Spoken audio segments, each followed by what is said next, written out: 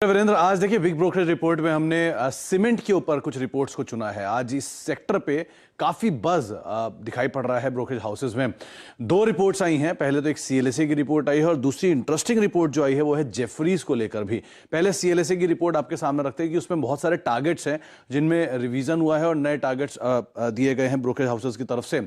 आपकी स्क्रीन पर ये टारगेट्स हैं और रेटिंग है। अल्ट्राटेक को इन्होंने एक प्रिफर्ड पिक चुना है, हालांकि रिड्यूस रेटिंग के साथ चुना है, लेकिन 7500 रुपए ये इनके टारगेट्स आ रहे हैं। एसीसी करीब 2050, श्री सीमेंट करीब 28,160 ये टारगेट्स इनकी तरफ से आते हुए दिखाई पड़ रहे हैं। इसके अलावा और ये सब टारगेट्स रिवाइज किए गए हैं। अल्ट्राटेक का पुराना टारगेट 6,900 था जो कि 7500 किया गया है।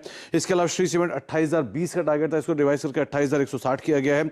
एसीसी के टारगेट्स को भी रिवाइज किया गया है। अंबुजा करीब 320 का टारगेट है, 301 से बढ़ाकर डालमिया भारत करीब 1900 से 1925 और रैमको 1150 ये टारगेट यहां पर किए गए हैं। मेजरली रेटिंग इनकी रिड्यूस भले हो, लेकिन टारगेट सब में अपवर्ड साइड पे रिवाइज किए गए हैं। दो तीन बातें इन्होंने बोली हैं कि एक तो स्पेस में तेजी रह सकती है गोइंग फॉरवर्ड, इनपुट कॉस्ट बढ़ेगी, यूटिलाइजेशन इंप्रूव होंगे और इनपुट कॉस्ट बढ़ने के बावजूद भी यहां पर जो कंपनी के नंबर से थोड़े बेहतर आते हुए दिखाई पड़ेंगे। और उसके अलावा जो सेक्टर में सबसे वेल पोजीशनड है वो है अल्ट्राटेक।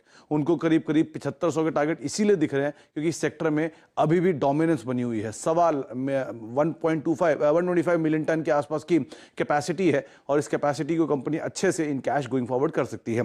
ये तो रही सीएलएसए की रिपोर्ट, लेकिन एक इंटरेस्टिंग रिपोर्ट जो है वो जेफरीज की है और जेफरीज ने एक सबसे बड़ी बात ये बोली कि अभी भी चैनल चेक ये कह रहा है कि अप्रैल में 3 से लेके 5% सीमेंट के दाम और बढ़ाए गए हैं, जो कि शायद अगले क्वार्टर के नंबर्स के अंदर भी रिफ्लेक्ट होते हुए दिखाई पड़ेंगे। तो ये एक बड़ा ट्रिगर रहेगा।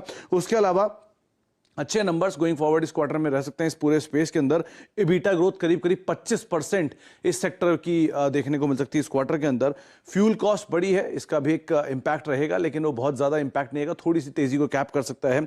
और ब्याज लागत जो गिरी है उससे इस पूरे स्पेस की मार्जिन को सपोर्ट मिलेगा। तो इनपुट कॉस्ट का इनके प्राइस हाइक और इनपुट कॉस्ट का ईज आउट होना और इंटरेस्ट कॉस्ट का ईज आउट होना इस सेक्टर की री रेटिंग कर सकता है। इसीलिए दो ब्रोकरेज हाउसेस की रिपोर्ट है सीमेंट स्पेस को लेकर।